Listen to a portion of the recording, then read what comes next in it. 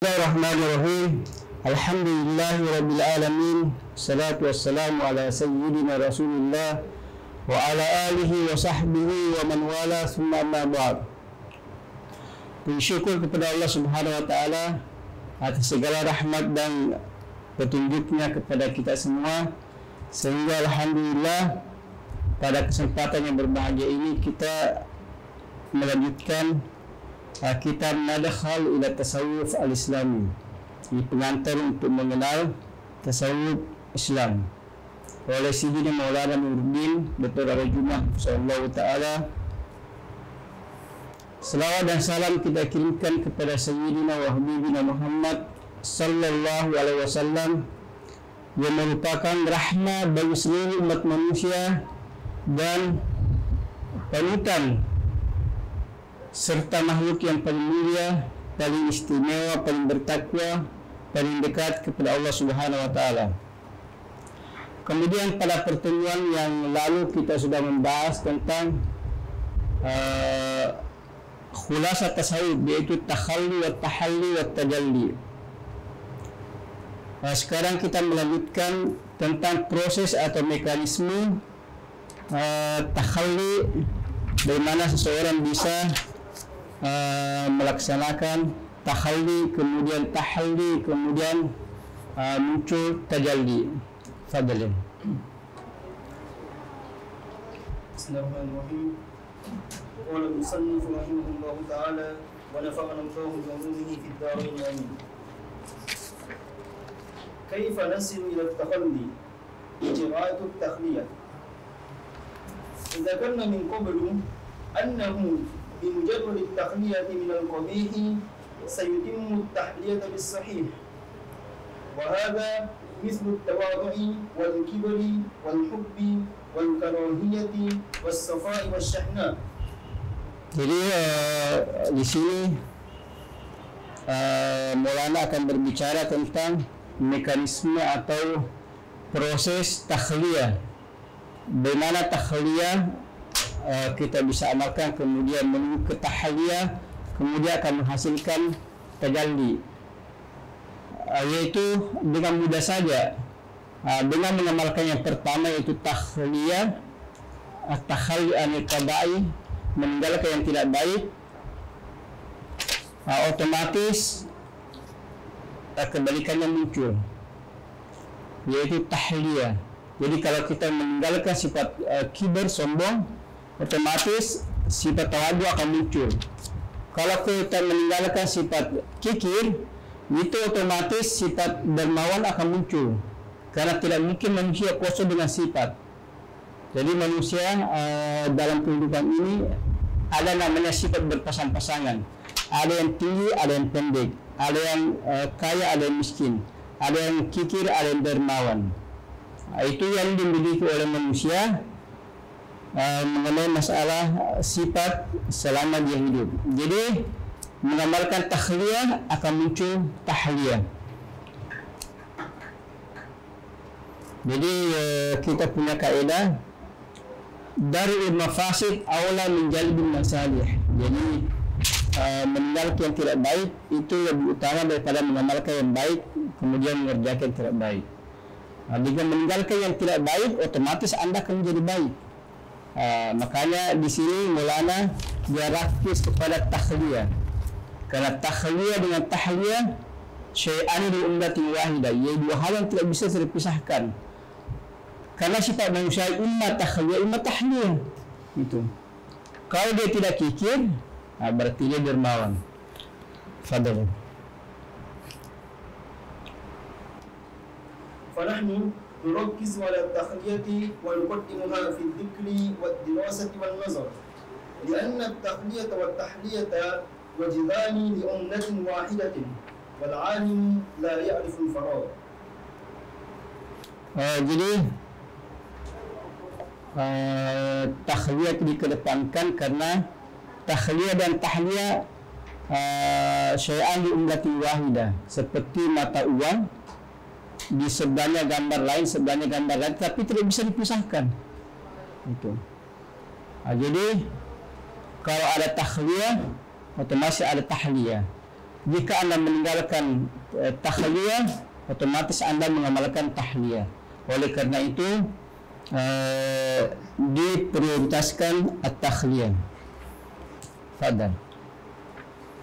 تتم التخلية بأمور منها المعرفة، وذلك بأن تدرك حقيقة نفسك أنك ستموت، وأن ما تجمعه من مال وجاه ستتركه لا محالة، وأن بعد الموت هناك حساب وجزاء وجنة ونار.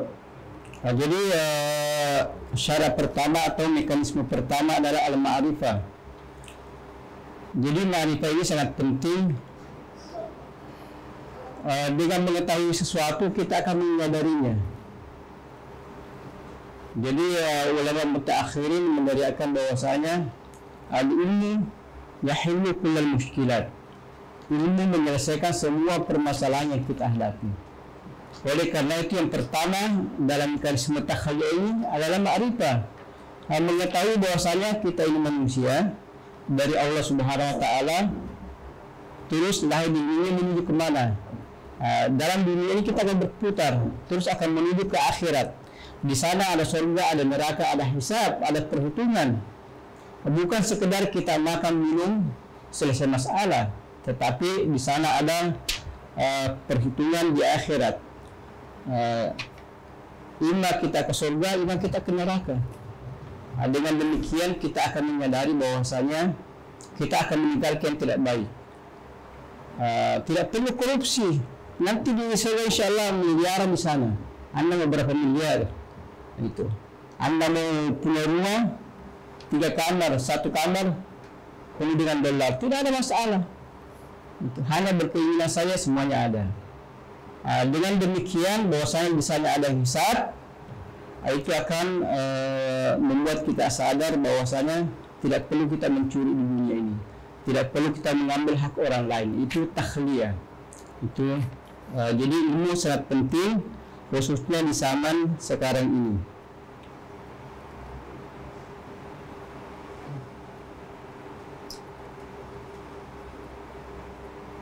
مراقبة الذات.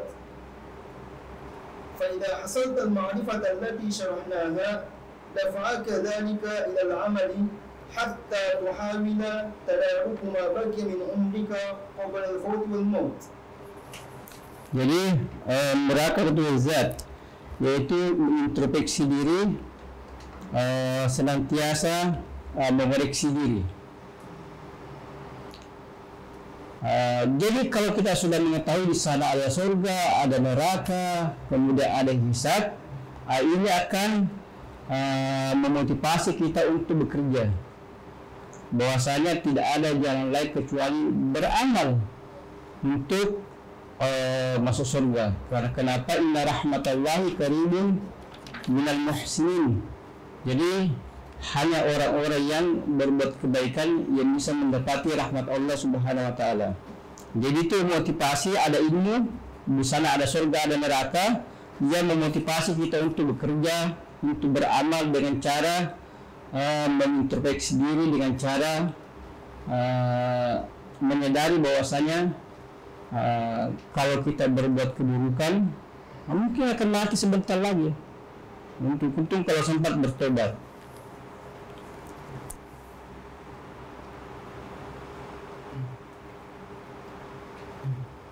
ولا تحصل لك ثمرة العمل ما لم تراقب نفسك قبل العمل وأثناءه وبعده. Ya, jadi ini penting.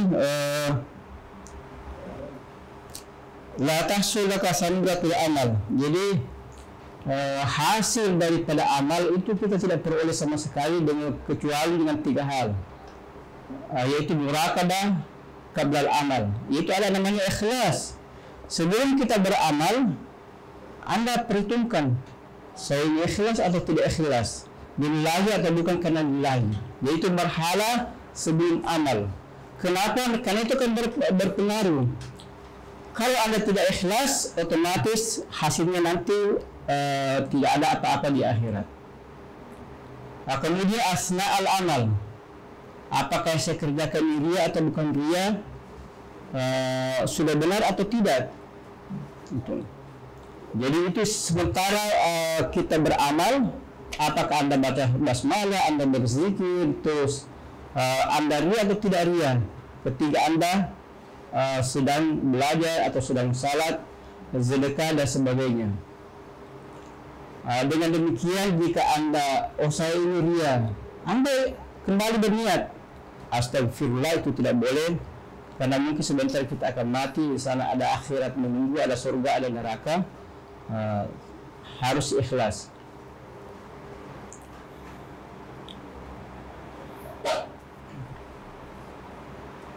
Kemudian ada badal amal. Badal amal, jadi seseorang bisa saja setelah sebelum beramal kita ikhlas atau lupa, di tengah beramal juga kita lupa, setelah beramal kita kembali mengoreksi diri kita. Tadi saya belajar, tadi saya salat, astagfirullah, tadi saya tidak berniat. Tadi ketika saya belajar, itu terbetik dalam ingatan saya bahwasanya pekerjaan ini tidak bagus. Jadi ada marhala badal amal. Jadi marhala proses setelah bekerja untuk mengevakuasi apa yang kita lakukan tadi. Kalau tidak demikian, itu kita akan melewatkan amal dengan sia-sia. Apakah amal ini baik atau tidak, itu kita tidak ketahui. Kita hanya berjalan begitu saja. Saya selama di Mesir ini tahun lalu sudah lewat, tapi apa yang saya lakukan tidak ada. Itu mengintrospeksi apa yang telah Anda lakukan. Padahal semestinya setahun 2 tahun sebenarnya itu sudah ada bekal. Minimal Al-Quran sudah oke, kemudian ilmu alat juga sudah memadai dan sebagainya. Tapi saya sudah 2 tahun, 3 tahun di sini sepertinya tidak ada apa-apanya. Introspeksi setelah amal itu membuat kita sadar dan bersemangat untuk belajar, bekerja dan sebagainya. Ini sangat penting. Jadi marhala sebelum amal memperbaiki niat, marhala asnal amal, apakah kita ini ria, berzikir, baca basmalah atau tidak. Marhala setelah amal juga mengintrospeksi apa yang telah kita lakukan. Ini ada hasil atau tidak ada hasil, ada peningkatan atau tidak ada peningkatan. Ya, al-mu'minu khairun min yawmu afdal min amsihi wa amsuhu afdal min yawmihi. Jadi orang mukmin seperti begitu. Kalau tidak ada introspeksi tidak bisa. Setelah beramal ada introspeksi untuk mengetahui seberapa nilai bobot amal yang kita lakukan tadi atau tahun kemarin atau bulan yang lalu atau pekerjaan yang telah kita lakukan. Fadal. فلا تخطر لك خواطر الرياء والعجب والغفلة عن الله، بل تدفعها على الفور بتعظيم من تقدم له هذا العمل دون ما سواه. Jadi dengan demikian Anda tidak merasa takjub atau riya. Masalahnya yang sering dilalaikan orang ketika dia bekerja, dia selalu takjub. Saya bisa seperti ini, saya hebat, lebih hebat dari yang lain. Itu rata-rata kalau kita bekerja, beramal, kita pokal, kita unggul, itu ada rasa takjub. Itu sifat ruh. Di ruh salah satu kekurangannya selalu mencari masyhur, takjub. Ruh ini condong kepada kebaikan, tapi punya kekurangan. Takjub dengan masyhur. Itu saya kekurangannya ruh. Makanya banyak orang dapat nilai bagus, atau dia lulus, atau dia bekerja lebih daripada temannya, dia ada rasa takjub. Itu. Kalau bukan saya, tidak bisa selesai acara hari ini. Atau dalam hatinya, gara-gara saya semua pekerjaan jadi oke. Jadi takjub sama dirinya. Ini adalah sifat nafsu yang paling tinggi, nafsu ammara bisu. Kalau sudah sampai marhala takjub, itu sudah parah sekali. Itu sifat nafsu ammara bisu. untuk mengenal Anda masih dalam marhala pertama, kedua, dan terakhir amarah bisu. Itu kalau Anda sudah sampai ta'ajub, itu seperti sifat iblis. Dia ta'ajub bahwasanya saya ini dari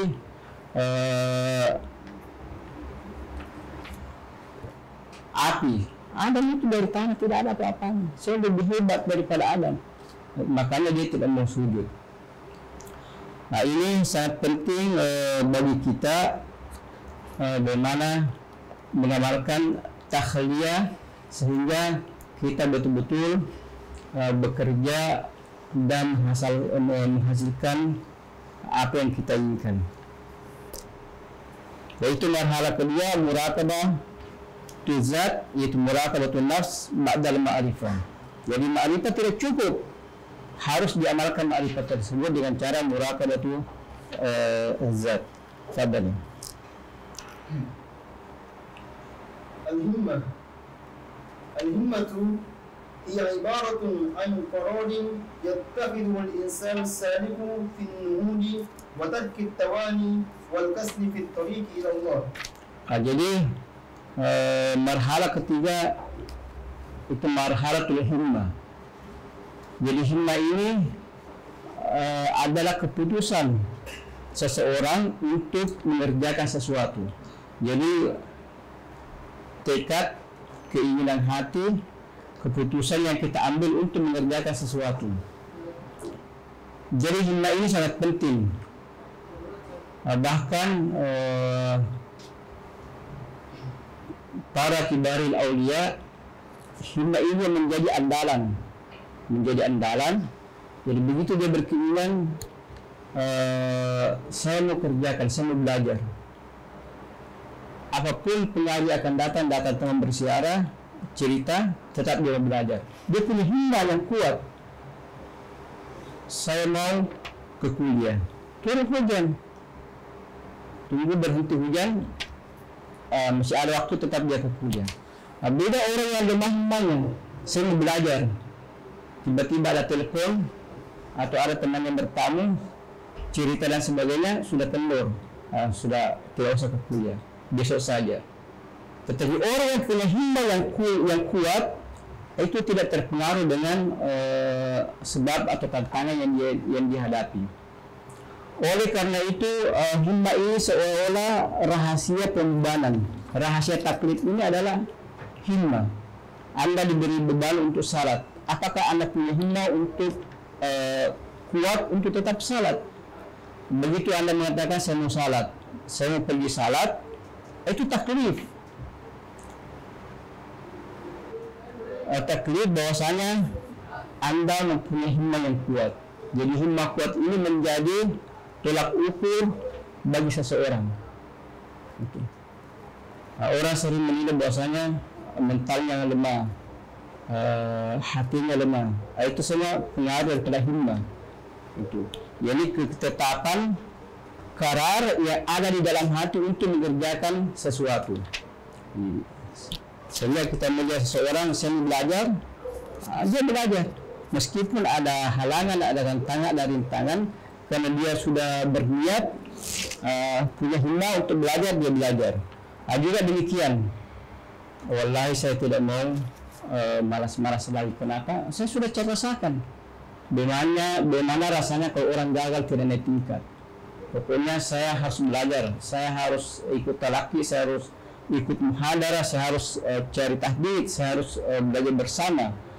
Kalau sudah punya karar seperti ini, dia tidak tinggalkan. Tapi orang yang lemah himmahnya punya karar, saya mau belajar, saya mau ikut muhadarah, ikut diskusi, cari tahdid. Tapi begitu datang temannya, dia terpengaruh, lupa dengan kararnya tadi. Berarti dia tidak punya himmah yang kuat. Orang yang tidak punya himmah yang kuat itu susah dalam mencapai keberhasilan. Oleh karena itu tidak ada zikir, tidak ada wirid untuk mendatangkan himmah, tidak ada. Karena himmah ini seolah-olah rahasia taklid. Anda diberi dibawa untuk salat 5 waktu. tidak ada wirid yang kita amalkan supaya Anda mengamal salat lima waktu. Itu tergantung dari kekuatan, kemampuan karar Anda. Kalau Anda punya tekad karar yang kuat, Anda akan salat. Tapi kalau tidak, Anda juga tidak konsekuensi dalam hal ini. Sadar. كنا نذهب للشيخ عبد الله بن الصديق الغماري ونسأله عن أذكار تحدث بنا الأمة فكان يضحك ويقول لا يوجد. Jadi Sidi Maulana Nurdin ketika dia menceritakan bahwasanya suatu saat Maulana dengan teman-temannya karena mendengar masalah himma yang penting, dia pergi ke Maulana Abdullah Siddiq Al-Ghumari untuk meminta tentang amalan-amalan atau wirid supaya ada himma. Tapi setelah sampai di sana, Maulana dengan teman-temannya, ya Maulana, adakah wirid yang kita amalkan atau amalan supaya himma ini ada dan kuat? Jadi Maulana Siddiq Al-Ghumari ketawa keras dan mengatakan tidak ada. Jadi tidak ada wirid atau zikir atau amalan untuk mendatangkan himma. Karena himma ini adalah karar, itu rahasia taklid. Itu. Coba saja kalau ada wirid yang kita amalkan, itu orang akan bermalas-malasan. Jadi seolah-olah himma ini adalah rahasia taklid. Kita dibebani untuk salat, puasa, belajar dan sebagainya. Itulah kekuatan kita. Itu. Jadi zikir ini tidak memberi pengaruh untuk mendatangkan himma, tetapi dia bisa menjadi motivasi. Wirid ini bisa menjadi bahan bakar untuk memotivasi kita untuk memunculkan yang namanya himma.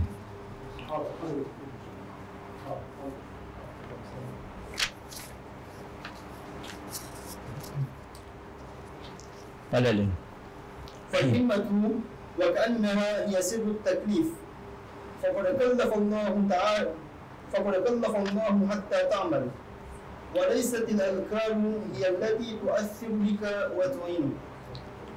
Jadi zikir ini bukanlah yang memberi pengaruh atau yang menyebabkan Anda untuk memunculkan yang namanya himma. Jadi zikir itu tidak membuat Anda punya himma yang kuat, tetapi dia hanya semacam pendorong untuk memunculkan himma. Jadi kalau Anda berzikir, itu ada kejernihan di dalam hati. Kejernihan itulah yang membuat Anda untuk melakukan himma, untuk termotivasi untuk melakukan karar. Tetapi zikir itu tidak berpengaruh kepada himma. Itu punya tujuan lain. Jadi zikir membuat Anda bersih hati. Zikir membuat Anda tenang. Itu. Dengan hati yang bersih, Anda bisa termotivasi untuk membuat karar.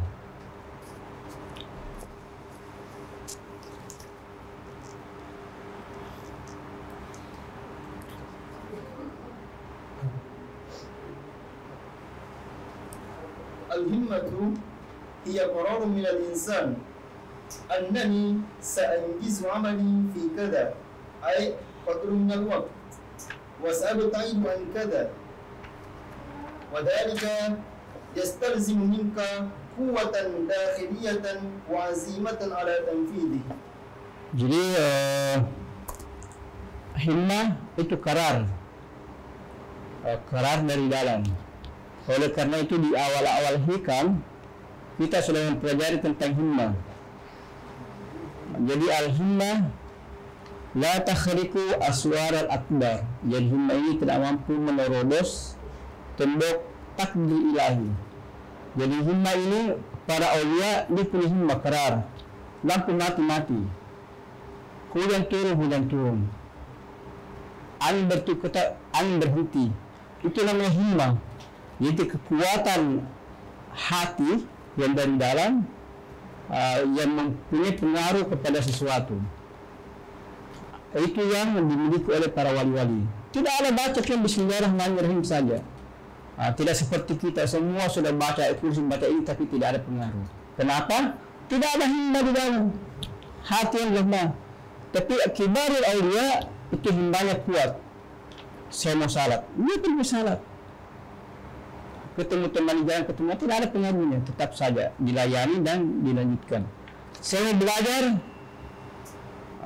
ada telepon diangkat, ada teman bertamu dilayani dan sebagainya. Waktu memasak, setelah itu dia belajar.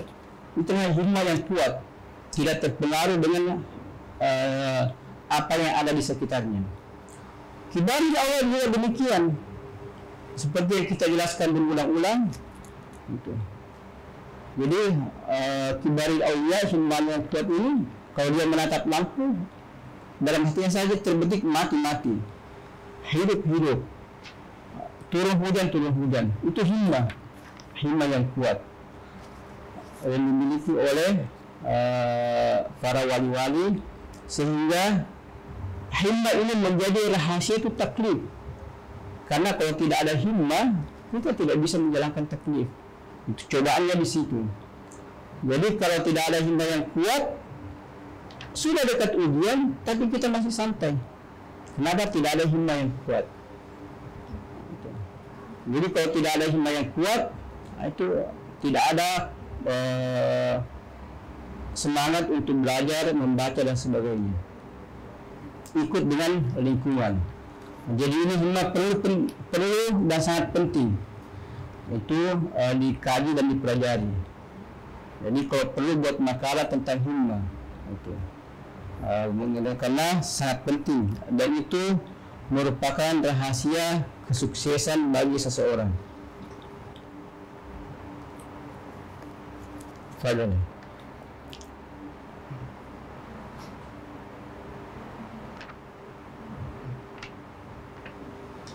وذلك يذكرنا بقول الرسول صلى الله عليه وآله وسلم المؤمن القوي خير وأحب إلى الله تعالى من المؤمن الضعيف.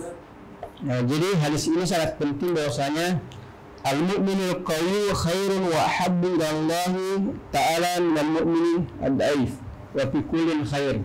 Al-mu'minul qawiyyu yana qawiyyu min haythu himma. Himmanya kuat. Itu khairun, lebih baik, wa ahabbu ila Allah min al-mu'min ad-dhaif, wa himmanya lemah. Gitu. Sebab kalau himma lemah, saya belajar sedikit salah waktu lewat atau lapar sedikit, tidak mau lagi belajar. Tapi orang yang punya himma, begitu dia memutuskan untuk belajar, untuk membaca dan sebagainya, untuk baca wirid, kalau lapar-lapar sedikit tidak ada pengaruhnya. Sebab Anda belajar atau tidak belajar, Anda tetap lapar, Oleh karena itu tetap mereka belajar. Itu himma yang kuat, sangat penting, sehingga al-mu'minu qawiyyu, al-mu'minu himmatuhu qawiyyu khairun wa habbu ila Allah min al-mu'min himmatuhu dhaif.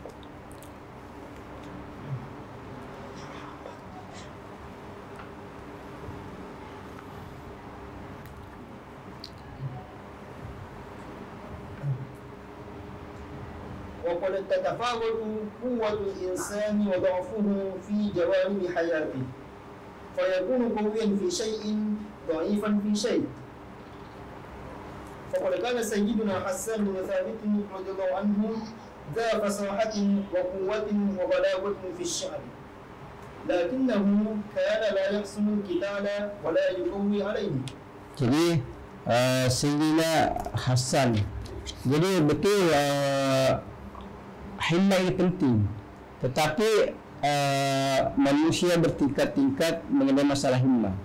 Ada orang yang kuat belajar, kalau dia sudah belajar sejam 2 jam, itu seperti duduk 1 menit. Kalau dia sudah mengatasi belajar, dia akan belajar. Makanya kita melihat dia rajin belajar, rajin membaca, rajin talaki dan sebagainya. Tetapi di sisi lain, kalau disuruh bisnis tidak bisa, jadi himmanya kurang bisnis. Yang lain kita melihat hafal Qurannya masih, dia menghafal Al-Quran, tetapi kalau disuruh belajar yang lain dia tidak bisa. Jadi orang berbeda-beda, bertingkat-tingkat mengenai masalah himmah dan kekuatan ini. Jadi ada orang kuat di bidang ilmu, lemah di bidang ekonomi. Ada orang kuat di bidang ekonomi, lemah di bidang ilmu. Ada orang bisa menggabungkan keduanya, tetapi lemah di bidang kehidupan dan sebagainya.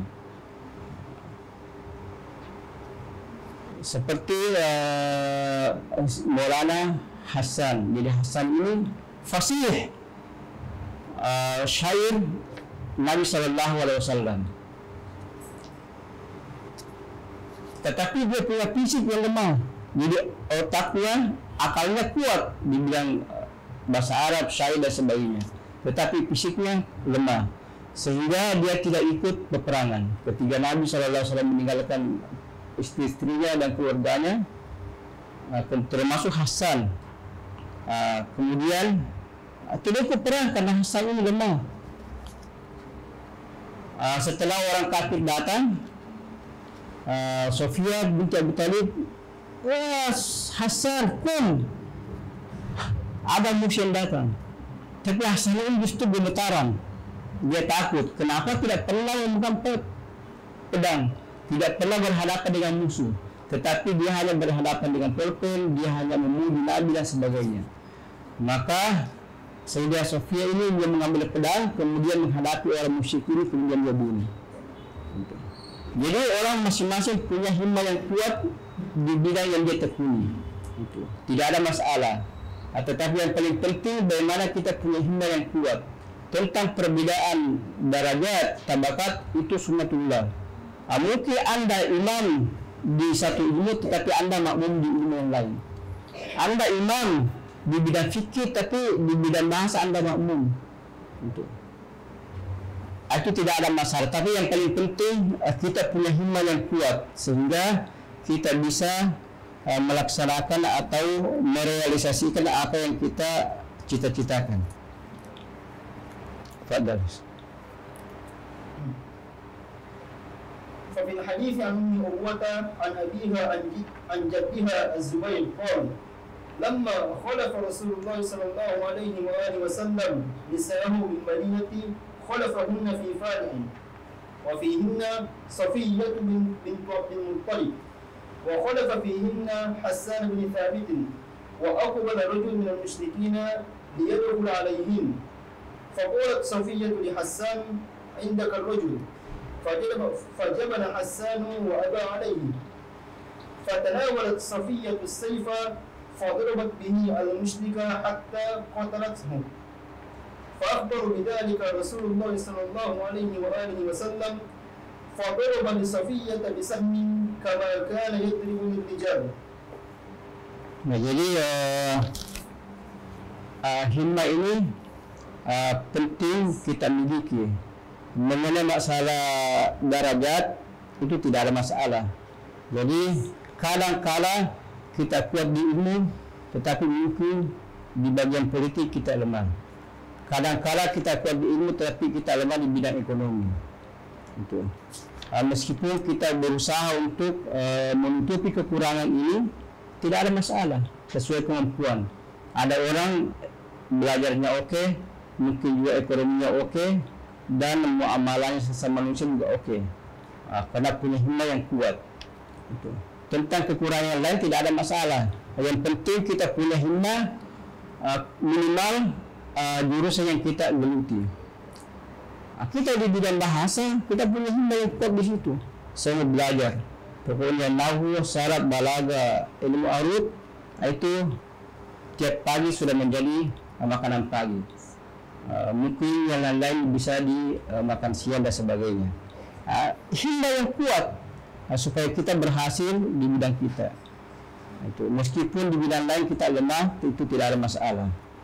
Seperti yang dialami oleh Sayyidina Hasan, punya himmah kuat di bidang syair, fasaha dan sebagainya, tetapi di bidang lain peperangan tidak bisa. Itu tidak ada masalah. Itu sunnatullah subhanahu wa ta'ala kepada semua umat manusia.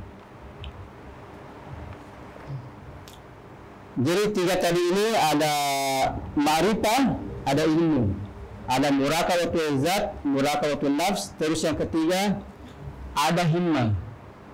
Jadi ada ilmu tidak cukup, ilmu ini harus dipakai sehingga kita bisa muraqabah. Anda mengetahui sana surga dan neraka, tidak cukup kalau saya tidak bekerja, mengamalkan atau saya ria, mungkin tidak bisa masuk surga dan sebagainya. Untuk bekerja dengan baik harus ada himmah. Begitu Anda memutuskan saya harus bekerja, saya harus belajar, itu butuh himmah yang kuat, karar keputusan dari dalam untuk mengerjakan sesuatu. Jadi jangan mundur dengan pengaruh-pengaruh, dengan panggilan, cobaan dan sebagainya. Tetap berjalan. La taltafit, jangan menoleh ke kiri ke kanan. Begitu Anda, insyaallah saya akan khatam buku ini, khatamkan, baca. Kalau Anda tidak khatam, tidak ada masalah, yang penting Anda baca. Jangan terpengaruh dengan yang lain. Tidak usah membaca buku, tidak usah ini, bukan zamannya sekarang, mari pergi jalan-jalan atau ada acara dan sebagainya. Tidak usah terpengaruh. Orang yang punya himmah yang kuat itu tidak akan terpengaruh.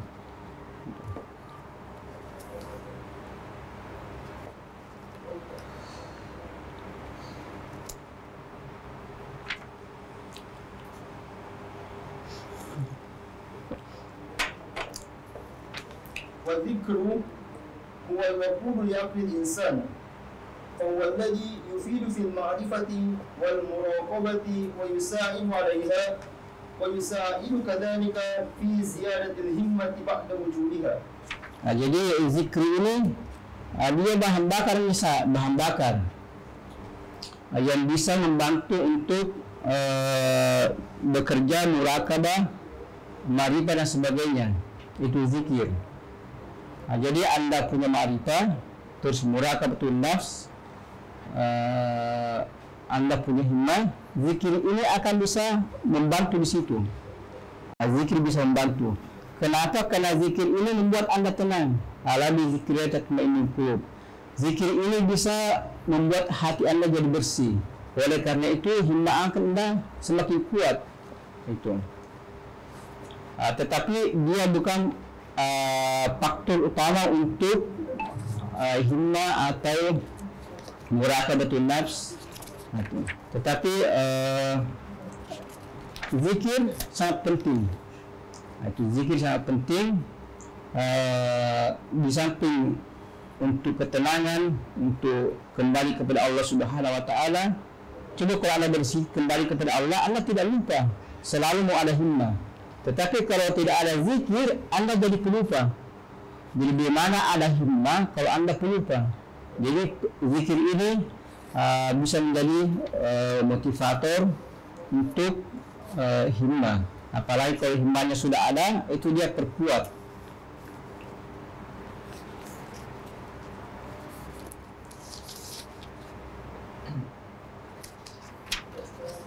إذن هذه الأمور التي هي المعرفة والمراقبة ووجود الهمة تساعد وتفيد في حصول التخلي قبل تحقق التحلي وصولا إلى التجلي. Jadi itu tiga ini membantu untuk merealisasikan at-takhalli. Jadi at-takhalli an rasai wa tahalli bil fadail kemuliaan tajalli, mudahnya atau realisasinya bisa dengan ma'rifah, kemudian muraqabatul zat, kemudian himmah. Itu. Kalau tidak ada ketiga ini susah.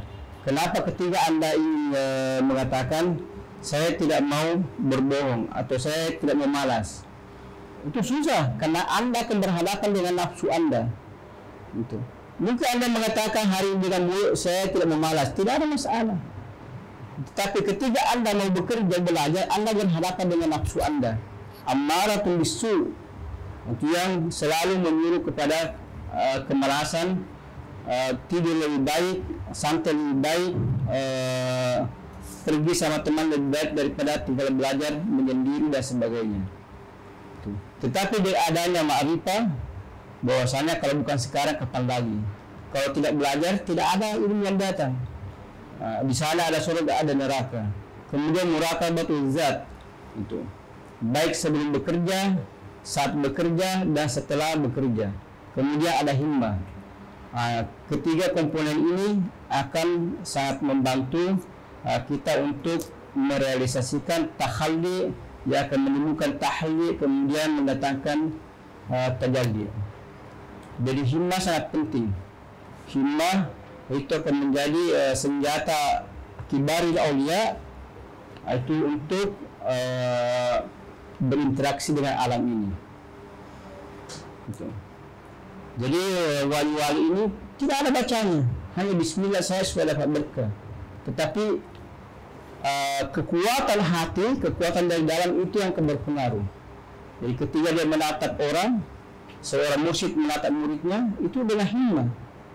Dengan himmahnya dari dalam. Dia mendidik, dia memindahkan muridnya dari nafsul ammarah ke nafsul lawwamah, itu dengan himmah dari dalam. Ketika ini sudah kuat, coba mungkin semua orang mengalami. Ketika Anda mau belajar, ada bisikan hati dari dalam. Kemudian ketika Anda mau belajar, Anda mengatakan tidak usah belajar. Ada dari pihak lain tidak usah belajar, atau pergi saja berziarah, atau pergi saja salat sunat, atau pergi saja apa saja supaya Anda tidak belajar. Ketika Anda belajar, hati Anda akan menjadi kuat dan merasa kuat dan bersih saat melakukan kegiatan. Dan itu ada semacam kekuatan khusus ketika Anda melewati godaan tadi.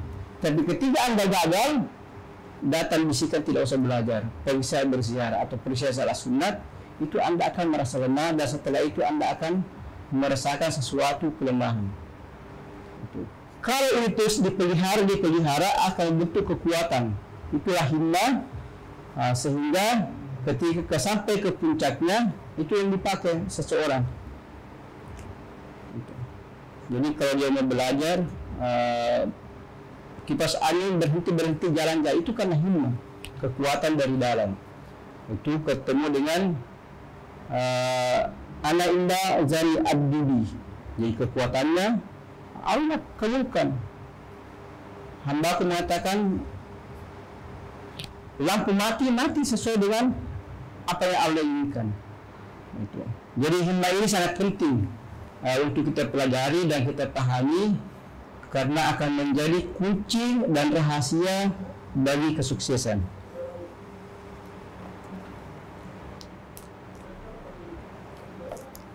Kemudian kita masuk ke Asma'illahil Husna. Jadi takhalluq wa ta'alluq biha wa ma'rifatul ismi al-azam. Jadi kita memasuki pembahasan baru setelah takhalli wa tahalli wa tajalli, itu Asma'ullahil Husna. Jadi hubungannya bahwasanya kalau kita takhalli kemudian tahalli, setelah kikir kita akan dermawan, setelah takbir kita akan tawadu, akan datang tajalli. Tajalli ini ibarat dari tajalli Asma'ullahil Husna.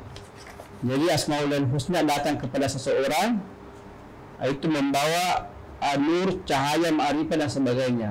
Oleh karena itu setelah mengkaji tentang takhalli, tahalli, tajalli, disusul dengan Asma'ullahil Husna.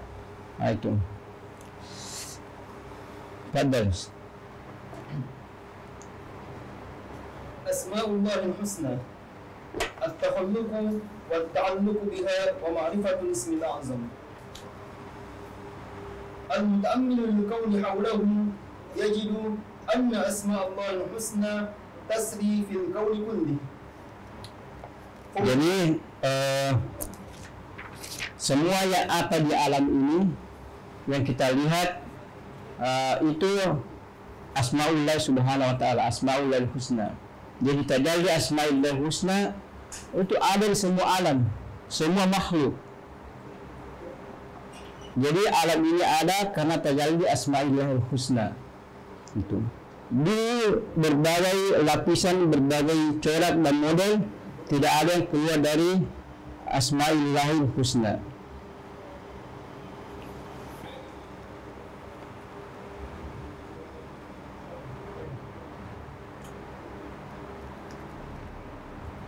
فوجود الكون على ما به من إبداع وإيجاز هو تجلي لأسمائه تعالى في كل سورة من سوره.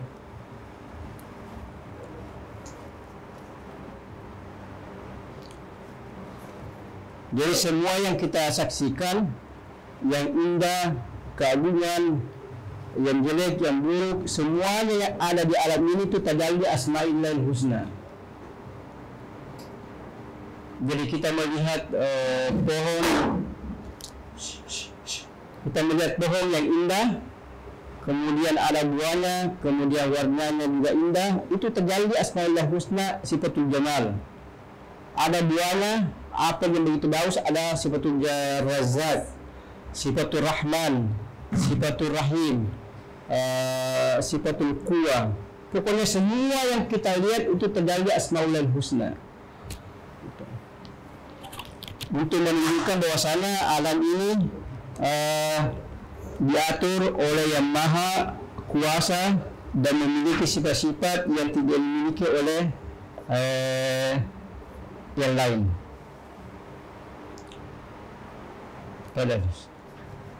فرؤية الطير تعد خماصا وتعود بطولا تجلي باسمه تعالى الرزاق. Jadi dalam hadis dikatakan, "La tawakkaltu 'ala Allah Subhanahu wa ta'ala haqqa tawakkuli la razaqakum kama yarzuqut tayr. Tadbu himasan wa taruhu bitana." Jadi burung itu pergi, perutnya kosong, kembali dengan berisi. Burung ini tidak sama dengan manusia. Jadi burung ini kemana dia mencari rezeki? Tidak ada kantornya, tidak ada kebunnya, tidak ada mobilnya dan sebagainya. Dia pergi begitu saja, yang penting berusaha. Dia tidak tinggal di sarangnya menunggu rezeki, tapi dia terbang keliling kemana-mana, kemudian pulang dengan berisi dengan banyak rezeki. Kenapa? Tawakal Allah. Ialah tawakal Allah. Di mana cari rezeki? Allahu a'lam, tawakal Allah. Itu burung seperti itu. Wa tawakkaltu 'ala Allah haqqa tawakkulin la razaqakum. Jadi kita juga harus seperti burung. Belajar saja. Insyaallah Allah akan membukakan pintu-pintu ilmu. Tidak perlu Anda setelah belajar mau jadi pintar mau apa, dan belajar saja. Itu Allah akan membukakan, tawakal kepada Allah Subhanahu wa taala bahwasanya Allah Razzaq, Anda Maha Kuat, Anda bisa segala, Allah Subhanahu wa taala mampu segala-galanya. Jadi sifatul Razzaq, sehingga burung ini keluar dalam keadaan kosong, kembali dalam keadaan berisi, itu karena Razzaq, menunjukkan Allah yang memberi rezeki. Gitu. Wa ma min dabbatin illa 'alallahi rizquha. Semua yang makhluk itu Allah beri rezeki. Itu. Jadi yang Allah inginkan berusaha saja, al-akhsu bil asbab. Jadi tidak usah mengharapkan teman, semuanya dari teman. Tidak ikut muhadara, tidak mencari tahdid, tidak bimbingan, terus tidak ikut belajar kelompok dan sebagainya. Harus ada usaha. Jadi usaha ini merupakan sunnatul kaun. Jadi Allah menetapkan siapa yang bekerja akan dapat, siapa yang belajar akan jadi pintar, siapa yang bisnis akan menjadi kaya. Itu sunnatul kaun yang kita kenal, Kitabullahil Manzur, tidak bertentangan dengan Kitabullahil Mastul Al-Quran. Itu tidak bertentangan. Jadi sunnatul kaun al-akhsu bil asbab.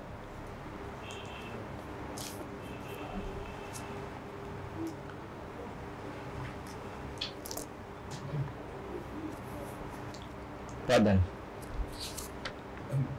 عندما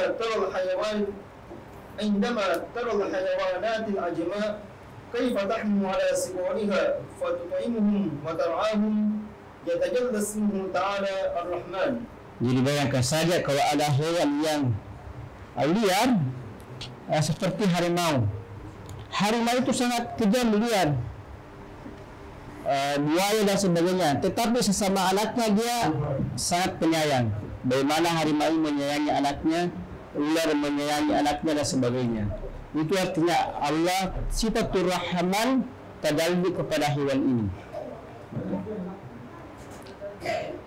Jadi semua yang kita lihat, yang kita saksikan itu tajalli daripada ismun, daripada nama-nama Allah Subhanahu wa taala.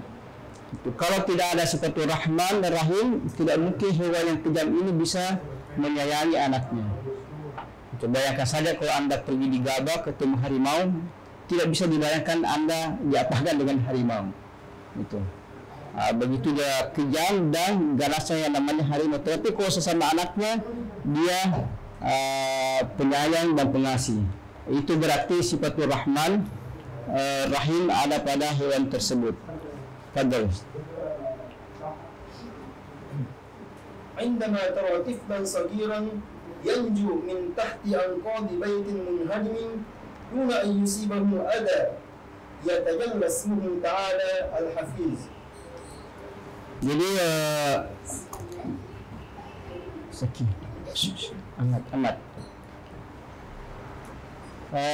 ketika kita melihat anak yang selamat dari rumah yang roboh atau selamat dari tsunami di Aceh, umpamanya ada yang selamat, itu kalau mau diperhitungkan bahwasanya anak ini tidak mungkin selamat, anak atau bayi kecil tidak bisa apa-apa, itu tidak bisa apa-apa, tidak bisa menyelamatkan diri dan tidak bisa lari dari apa yang dialami.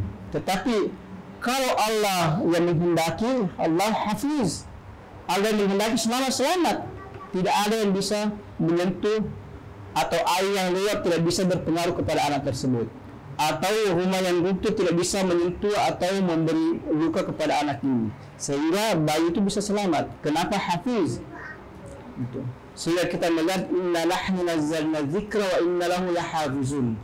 Karena Allah sifat Hafiz, tidak ada yang mampu merubah Al-Quran sampai sekarang.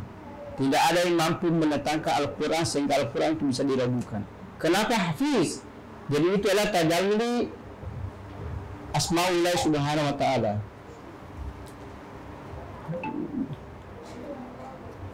Sama dengan kita. Tidak usah khawatir tentang pengaruh dunia, takalubat, apa dan sebagainya. Kalau Allah menghendaki Anda dijaga, tidak ada yang mampu mempengaruhi Anda. Jadi tawakal kepada Allah. Belajar bismillah, tawakal Allah. Itu. Dengan tawakal ini akan mengantar kepada at-taslim, terus masuk kepada ar-rida. Rida dengan semua yang Allah kehendaki. Terima semua takdir Allah Subhanahu wa taala, yang terjadi, yang belum terjadi, yang akan datang. Terima semuanya. Tuh. Allah takdirkan sebagai manusia, radina billahi ya Rabb. Anda takdirkan sebagai pelajar, Anda rela dengan pelajar. Yang satu ditakdirkan sebagai petani, rela sebagai petani. Anda ditakdirkan untuk datang di Mesir, Anda rela dengan keputusan Allah. Jadi tawakkul wa taslim membawa kepada ar-rida. Man radiya falahu rida.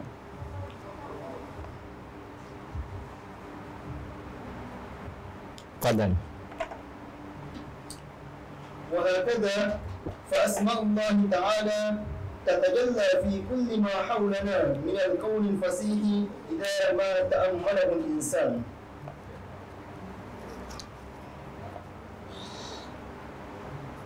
Terus lanjut.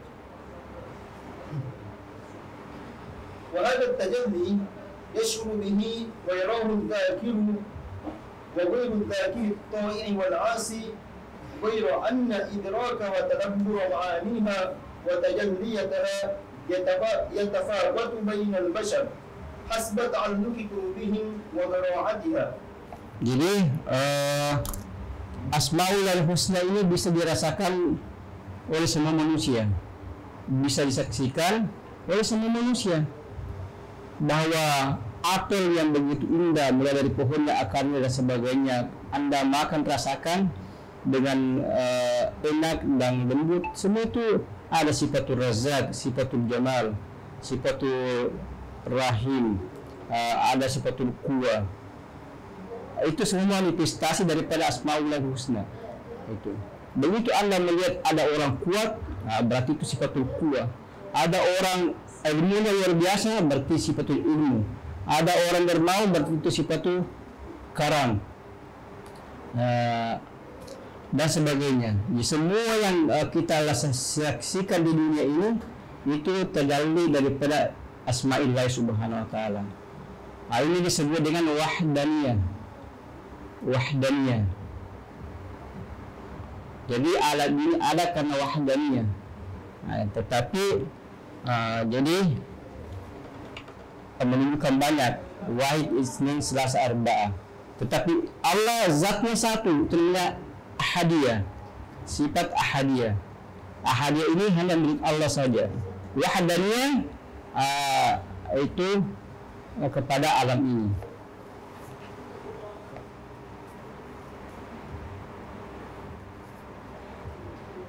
Jadi orang berbeda-beda dalam menilai, melihat tajalli tersebut sesuai dengan perbedaan ilmu atau ma'rifah yang dimiliki atau kebersihan hati pada orang tersebut. Itu. Ketika kita melihat sesuatu, kucing atau hewan apa saja, kita melihat itu ada sifatul rahmah, sifatul jamal, sifatul karam. Mungkin Anda melihat 3 Asmaul Husna, yang lainnya melihat 10, yang lainnya melihat 15, sesuai dengan maklumat, kejernihan hati dan kekuatan himmah yang kita miliki. Fadalis. فهناك قلب لاهٍ غير ملتفت لحكم الله من حوله. لحكم الله. فهناك قلب لاهٍ غير ملتفت لحكم الله من حوله. وهناك قلب ضارع منتبه تشرق عليه الأنوار فور تجليها. Jadi itu karena ada hati ghafil, lahin. Dia tidak bisa melihat, membaca alam dari sekitarnya. Dia lalai. Ulaika lahum qulubun la yasma'una biha. Itu. Lahum qulubun la yafqahuna biha wa lahum adhanun la yasma'una biha. Ulaika kal an'am bal hum adal. Betul dia punya hati, tetapi dia ghafil.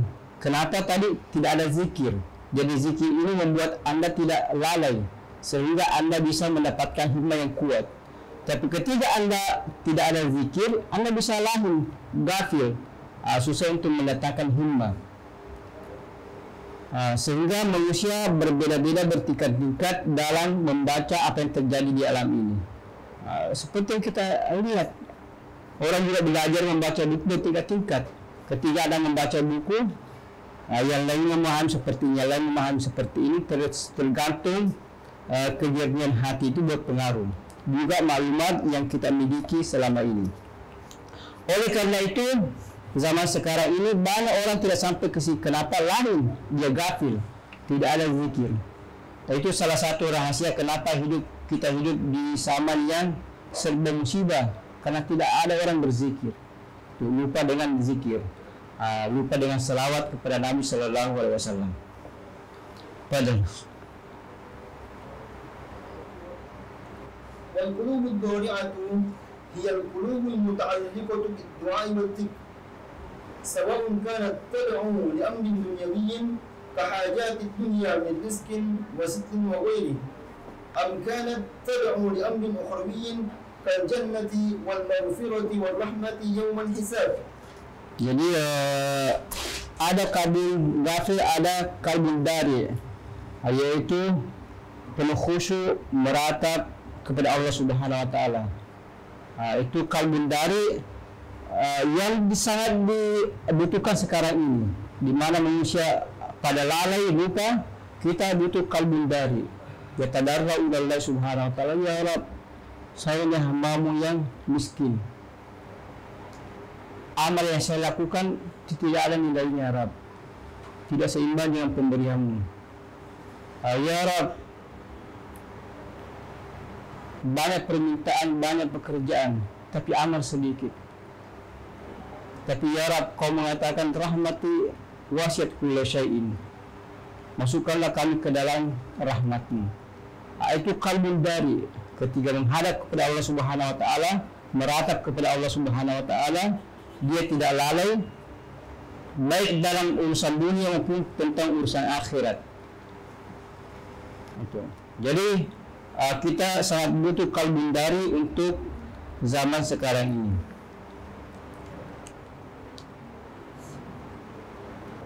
Tabar.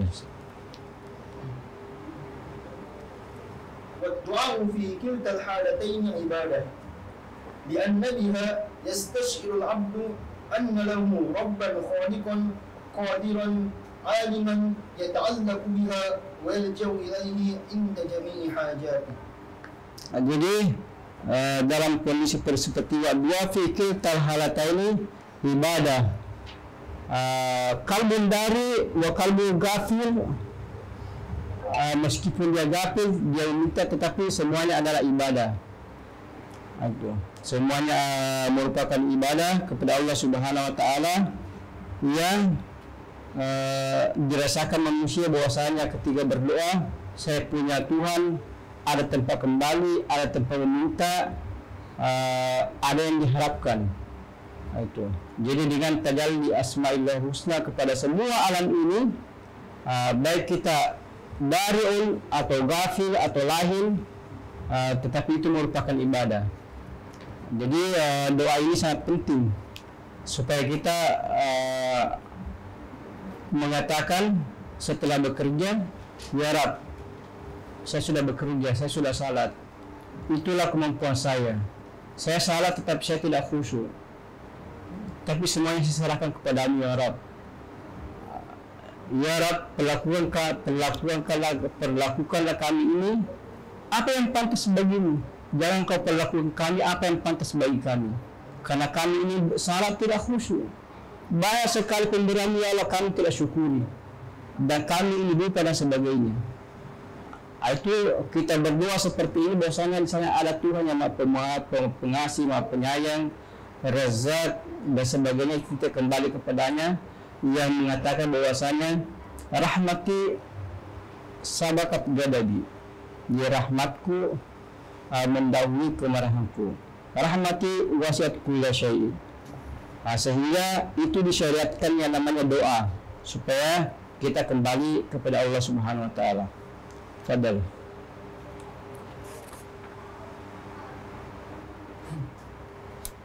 فعن نعمان عن بشير رضي الله عنه قال قال رسول الله صلى الله عليه وآله وسلم الدعاء هو العبادة.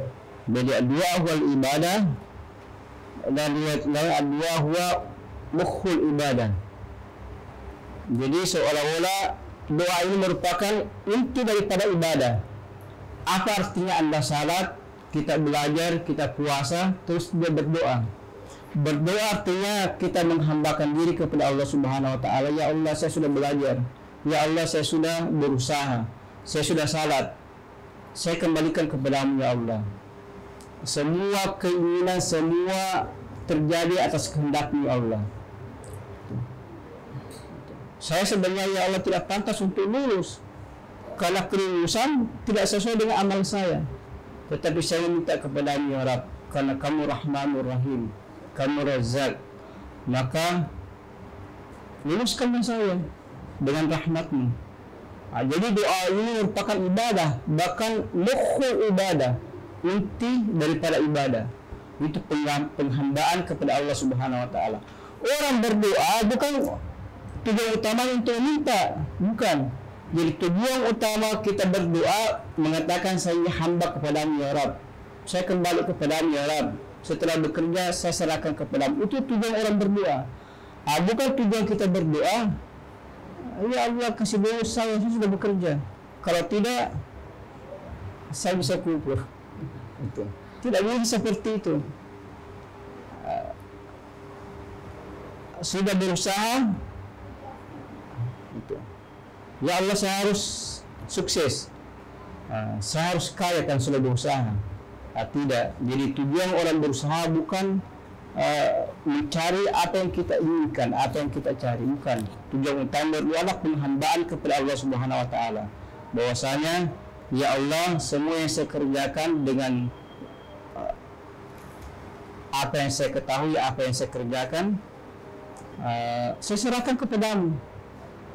Saya ingin lulus, itu kemauan kita, tapi ya Allah, kau juga punya kehendak. Semua terjadi atas kehendak-Mu ya Rabb. Saya serahkan kepadamu. Tetapi ya Allah, saya punya keinginan, hamba-Mu punya keinginan, luluskan saya. Silakan itu. Tetapi tujuan utama kita berdoa untuk mengatakan kita ini hamba. Kembali kepada Allah Subhanahu wa taala. Ya Allah, saya baik, Engkau yang kuat. Ya Allah, Kau maha kaya, saya dimiskin. Ya Allah, Kau yang menentukan, saya hanya bekerja saja. Ya Allah, semua terjadi atas kehendak-Mu. Kita ini hanya melaksanakan perintah saja. Itu. Setelah itu kita punya kehendak, kita minta. Ya Allah, saya mau lulus. Ya Allah, saya mau berhasil dalam bisnis. Ya Allah, saya mau orang tua saya sembuh. Ya Allah, saya mau saya sukses. Silakan minta apa Anda minta, silakan minta. Tapi jangan hubungkan doa dengan permintaan Anda. Itu tujuan utama berdoa untuk mengatakan saya hamba. Untuk apa Anda berdoa kalau Anda tidak mengatakan hamba? Ya, apa artinya kita berdoa kepada Allah kalau kita mengandalkan diri kita, kalau kita mengandalkan usaha kita? Jadi kita berdoa kan tiada yang kita andalkan. Kita serahkan kepada Allah, kemudian kita meminta, silakan meminta. Gitu. Karena Allah suruh minta, ud'uni astajib lakum. Tafadhal.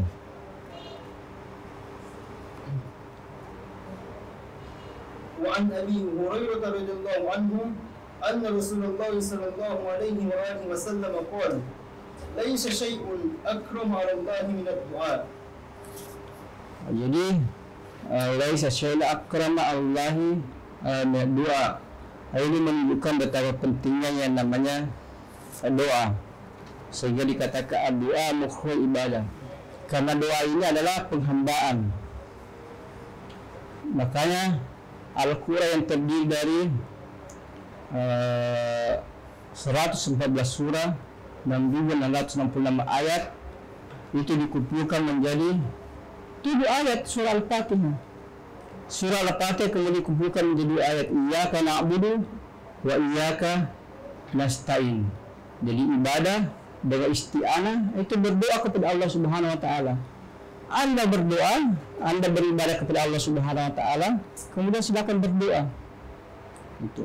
Dengan catatan doa ini tujuan utamanya penghambaan. Itu bukan untuk meminta. Itu nomor di belakang ceritanya. Anda berdoa itu karena Anda tidak mampu. Anda tidak mampu lulus karena usaha Anda. Makanya Anda berdoa. Itu. Menghambakan diri kepada Allah Subhanahu wa taala, kemudian silakan meminta.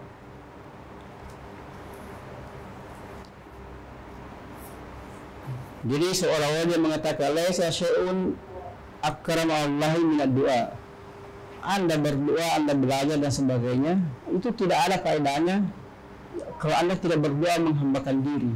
Karena ujung-ujung mungkin Anda mengatakan saya belajar, saya harus lulus, itu usaha saya belajar dan sebagainya. Anda mempertuhankan diri. Anda mengatakan Anda punya kekuatan untuk lulus, itu sama dengan Allah. Anda mengatakan saya ini punya kekuatan. Manusia tidak punya apa-apa. Oleh karena itu doa ini yang menunjukkan kalau Anda hamba. Silakan berdoa kepada Allah. Ya Allah, saya sudah berusaha sesuai dengan keperintahkan.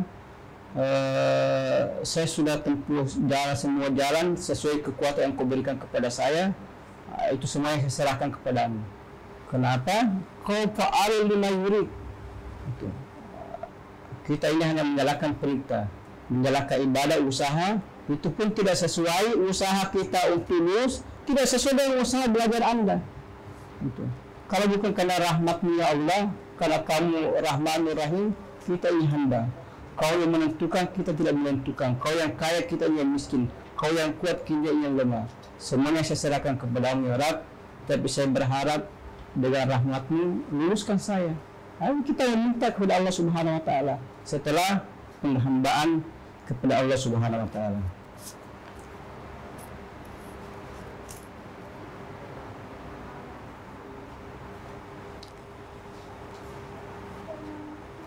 Mungkin kita cukup sampai di sini karena ada jam kedua.